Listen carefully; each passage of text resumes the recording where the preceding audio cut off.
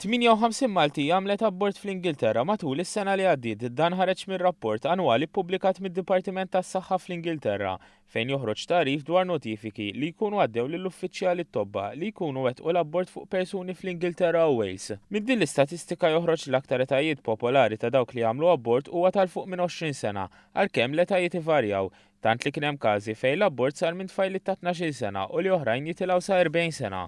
81% ta' dawk li għamlu abort kienu nisa mhux miżżewġin, rata li baqgħet konsistenti tul l-aħħar 10 snin. Jirriżulta li fl-Ingilterra fl-2016 kien hemm 190,406 persuni li għamlu abort li juri tnaqqis żgħir mis-sena 2015 fejn f'dik is-sena kien hemm 191,014 persuna li kienu għamlu abort fl-Ingilterra. Minn dan l-ammont ta' nies li jażlu li jagħmlu abort fl-Ingilterra kien hemm 4,810 barranin. Intant f'pajjiżna l-abort huwa wieħed mis-suġġetti li b'mod ġenerali hemm kunsens wiesa' fuqu.